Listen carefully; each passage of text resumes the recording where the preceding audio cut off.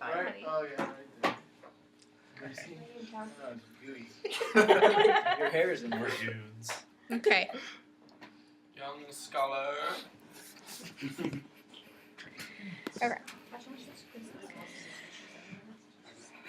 Okay, how many of you have heard of a detoxification, or more commonly known as a cleanse diet? I have. I'm sure all of you have heard of this type of fad diet, but in reality it's not really much of a fad. Cleansing has been around for centuries. Cleansing is associated with not eating and basically starving, when cleansing is actually sorting out the good from the bad. Now, I don't want everyone getting a fast confused with cleansing. Fasting is when you do not eat anything, which is completely unhealthy if it's done for more than a day. Cleansing is the process of detoxifying your body while still eating. What if I told you that you could shrink your stomach by starting a diet with cleansing? I fluctuate a lot with my weight and eating habits. I do pretty well throughout the week, but the weekends can be challenging. Since my weight and eating habits fluctuate, I have started cleanses at the beginning of my getting healthy routines. I've researched healthy ways to jumpstart shrinking stomachs, and cleansing seem to be the best way for me to accomplish that.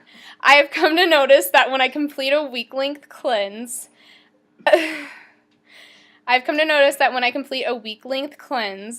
following week I'm not as hungry when it comes to meal times. I hope I can encourage you to jumpstart your diet with cleansing, because it can be very beneficial in aiding in early weight loss. Today I'm going to explain to you why starting a diet is beneficial. First, I will tell you how to start your cleanse and about the foods to eat during it.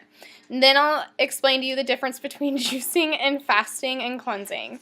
Last, I will provide you some follow-up options and tips with your diet to stay on track with the weight you lost during it. Contrary to popular belief, you can get full-on cleansing with the right types of food. It is always important to start your cleanse by tapering into it. By tapering, I mean slowly wean yourself off of alcohol, coffee, salt, sugars, and animal meats. All of the foods that I just listed can put a strain on your digestive organs. When you're used to eating them regularly, you can't stop eating them cold turkey. It can cause withdrawal symptoms that can be difficult to tolerate. The point of tapering into cleansing is to have better success with finishing it. A person has to cut out so much different unhealthy foods, it can be difficult to finish your detox. While you are tapering your diet the week before you start it, it's okay to eat the foods you plan to eat while you're cleansing. If you chose to go against tapering the week before, it's fine to begin right off the bat. Just remember that the symptoms of not eating the foods listed above can be intense, and it will be uncomfortable not eating the regular foods. When beginning your cleanse, start with a food plan. Get rid of processed, artificial, and unhealthy foods in your kitchen. Try to avoid having gluten, which is mainly bread and products made with flour, and avoid dairy products. These two main foods are crucial to your digestive tract and contain toxins that are not easy to digest and as easy to dispose as some other foods. Some good foods to keep in mind are dark greens such as spinach, leafy lettuce like romaine, and red leaf. Veggies are important too. We're not talking canned or pick up a bag of frozen mixed vegetables. You should try to choose organic and fresh, such as avocado, tomato, cucumbers, celery, broccoli, and cauliflower. Fruits are also during a cleansing detox. They are a bit tastier than vegetables, and really any fruit is fine.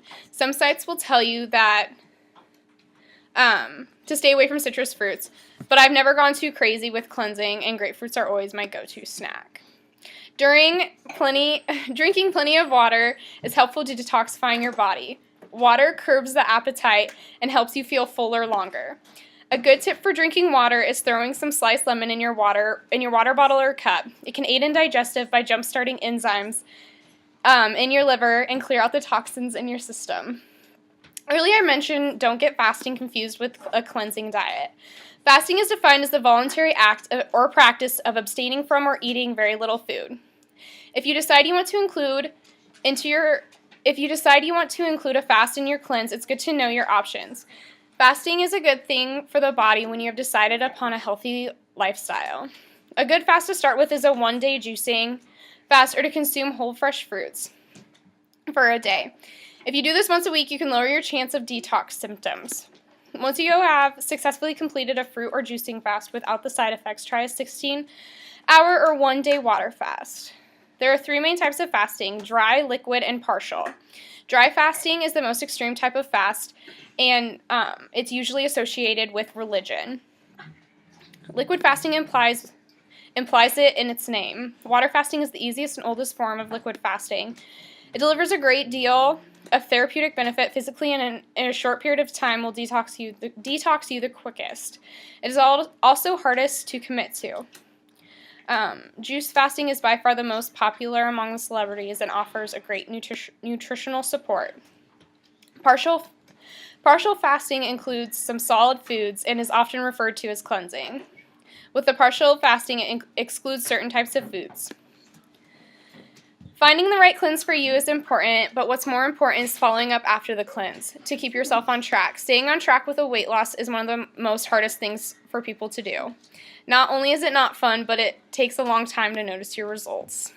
After you have finished a cleanse, it's important to slowly reintroduce solid foods back into your diet. The key is sticking to light foods at first.